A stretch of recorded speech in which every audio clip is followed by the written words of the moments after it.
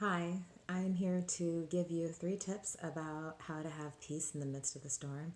I'm doing this at the request of a good friend of mine, Crystal, who owns a store called Lucy's Boudoir in Big Sea Knolls in California. And she asked me to speak about how can we have peace in the midst of the storm. So, of course, we're talking about what's going on with COVID-19 and how we're all experiencing this personally. And just to give some context, I'm a professor, so I'm working, thankfully, and I'm working more than normal because I am trying to help my students navigate this time. I teach stress management, so it's really relevant. And so I'm spending a lot of time just trying to create space for them and help them use what they've been learning in the classroom. I've also been trying to develop a lot of self care resources for other communities. And of course, I'm navigating this personally. So while I'm really happy to be a resource to others, it also means that I have a fair amount of anxiety myself. I'm somebody who feels deeply, so I've really had to navigate this with a lot of care for myself. So, as I'm responding to this video, I am discussing what works for me personally, and I want you to do the same for you. So, it does feel anxiety provoking. I've really had to limit my exposure to the media because I'm a public health professional. I had a lot of ideas early on about how this was all going to unfold, and it scared me how often my predictions were right. So I've told everybody I'm out of the prediction business now, and I'm just trying to get through this day by day with everyone else because I don't have a lot of control. I have thoughts, but I don't have control. And there are moments of clarity. There are moments where I have peace. And so Crystal asked me to speak to, is that normal? And what does that say about my evolution? I would say that it's normal, but it requires work. I don't think that you just show up to a situation like this and go, okay, it'll all work out. Nobody's doing that. I think it's very normal for you to freak out initially. And then you have to think about the fact that so much is outside of your control. So, what do you really influence? And if I'm sitting over here in a corner, just like worried about everything, I'm really not helping anyone else. And the best way that I can help others is if I'm actually taking good care of myself. And that means that I am allowing myself to, first of all, my first tip for having peace in the midst of the storm, allowing yourself to feel.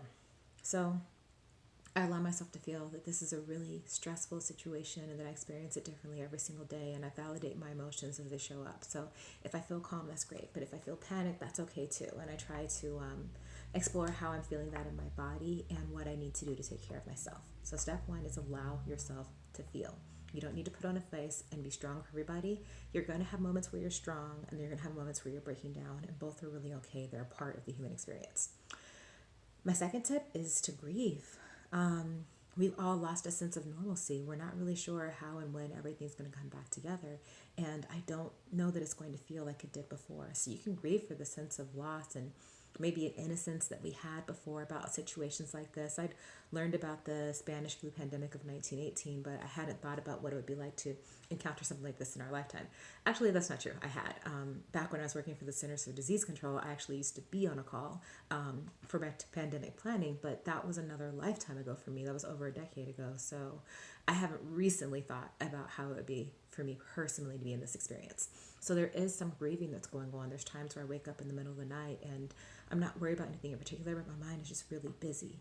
And so I want to acknowledge that things have changed, and that's scary. And wanting people to be well and not knowing exactly if we are always mobilizing in the best way for everybody's best good. So there's a lot to grieve about. Not that things were perfect before, they were far from perfect, but there's a need for me to grieve what was. So that's step two. Step number three, though, is for me to surrender. And this is where I said earlier, I realized that I don't have control over everything and how it all turns out. So I have to be able to release and let that go. I choose love. I choose faith. I choose hope. I believe that we will get through this time. As a Christian, I pray. I believe in God. I trust. And then I do the best that I can as a citizen to help bring that together. So I play my role. I talk to my family. I make sure that they're good. I try to maintain social connectedness. These are the things that I do. And doing what I can, I think that that allows me to have peace. But that peace has to sometimes be renegotiated on a daily or month, moment to moment. You just have to really check in with yourself and say, what do I need to release right now? What do I need to let go of so that I can have peace? So I wish you all the best. Thanks.